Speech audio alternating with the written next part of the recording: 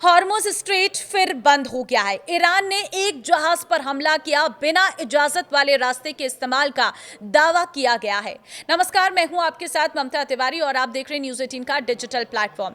Iran के Islamic revolutionary guard corps IRGC की navy ने आज रविवार सुबह कहा है कि उसने हॉर्मुज़ स्ट्रेट को अगले आदेश तक अस्थायी रूप से बंद कर दिया। यह कदम एक ऐसे जहाज पर चेतावनी के तौर पर गोलीबारी करने के बाद उठाया गया है जिसके बारे में IRGC का कहना था कि वो बिना मंजूरी वाले रास्ते से गुजरने की कोशिश कर रहा था।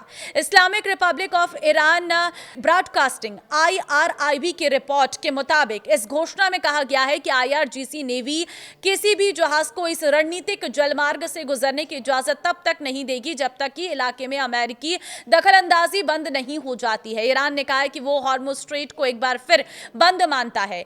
ये बात तब कही गई है जब इस अहम समुद्री रास्ते पर बिना इजाजत वाले रास्ते से गुजर रहे एक जहाज पर चेतावनी के तौर पर गोली चलाई गई। इससे अमेरिका के साथ पहले से ही कमजोर युद्ध विराम समझौते पर और खतरा मंडराने लगा है। व्हाइट हाउस और अमेरिकी सेना के अधिकारियों ने इस बंदी पर तुरंत कोई टिप्पणी नहीं की और न ही ये बताया कि क्या अमेरिका की ओर से कोई जवाबी कार्रवाई हो सकती है। ये घोषणा ईरान और ओमान के विदेश मंत्रियों की शनिवार को ही बैठक के बाद की गई है। इस बैठक में दोनों देशों के बीच मौजूद स्ट्रेट पर चर्चा हुई है।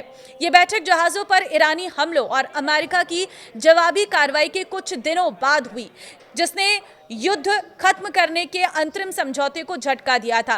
ईरान के नए सर्वोच्च नेता जो युद्ध शुरू होने के बाद से अभी तक सार्वजनिक रूप से नहीं दिखे हैं, अपने पिता अयतुल्ला अली खामेनेई के अंतिम संस्कार के बाद अपने पहले बयान में कसम खाई थी कि ईरानी लोग 28 फरवरी को युद्ध के शुरुआती हमलों में हुई उनकी हत्या का बदला लेंगे। सरकारी टेलीविजन पर जारी एक बयान में सर्वोच्च नेता मोजतबा खामेनेई कहा है कि ऐसा बदला लेना हमारी देश की इच्छा है और इसे निश्चित रूप से पूरा किया जाना चाहिए। यह बयान अमेरिकी राष्ट्रपति डोनाल्ड ट्रंप द्वारा और मिसाइलें हमले करने की धमकी देने के कुछ घंटों बाद आया है। ओमान ने कहा है कि वो और ईरान हॉर्मुज़ स्ट्रेट के बारे में तकनीकी और राजनीतिक स्तर पर बातचीत जारी रखने पर सहमत हुए हैं। यह बात अमेरिका द्वारा ईरान से यह सार्वजनिक रूप से कहने की मांग करने के लिए एक दिन बाद कही गई है कि यह समुद्री रास्ता खुला है और जहाजों पर हमला नहीं किया जाएगा। ईरान ने वॉशिंगटन पर अंतरिम समझौते का उल्लंघन करने का आरोप लगाया है।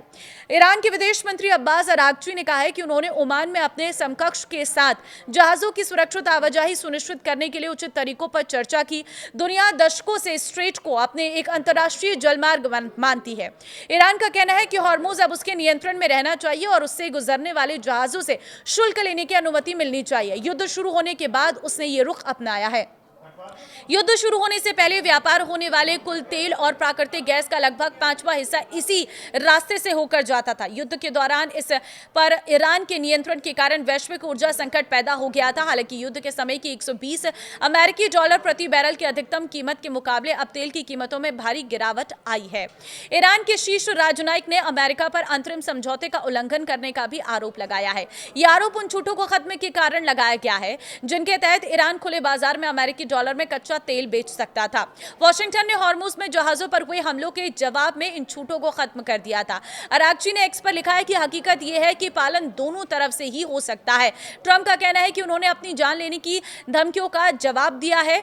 ट्रंप ने रात में सोशल मीडिया पर लिखा कि हजारों मिसाइलें तैयार हैं और ईरान पर निशाना साधे हुए हैं। अगर ईरानी सरकार अपनी धमकी पर अमल करती है तो तुरंत और भी हजारों मिसाइलें दागी जाएंगी। उन्होंने ये भी कहा है कि वो अपनी हत्या करने या हत्या की कोशिश करने की धमकियों का जवाब दे रहे थे। खामेनेई के अंतिम संस्कार के दौरान शोक मनाने वालों ने ऐसे पोस्टर या बैनर दिखाए जिसमें ट्रंप और इजराइल के प्रधानमंत्री बेंजामिन नेतन्याहू को मारने की मांग की गई थी। ट्रंप ने युद्ध विराम खत्म होने की घोषणा की है, लेकिन कहा है कि अमेरिका बातचीत जारी रखेगा। ईरान के साथ मौजूदा स्थिति के बारे में शुक्रवार को नाम न बताने की शर्त पर बताते हुए कि अमेरिकी अधिकारी ने कहा है कि हाल के दिनों में हमले किए फिर से शुरू हुए हैं क्योंकि ईरानी कट्टरपंथी के एक बागी गुट ने युद्ध विराम को नाकाम करने की कोशिश की थी। ईरान ने जोर देकर कहा है कि नए सर्वोच्च नेता के नेतृत्व में उसका धार्मिक शासन एकजुट है।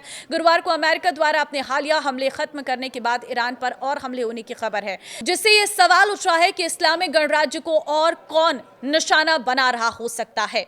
तो आपकी क्या राय है, कमेंट में जरूर बताएं। इस वीडियो को शेयर कर दीजिए ताकि सभी को इन स्थितियों के बारे में पता चल सके। नमस्कार।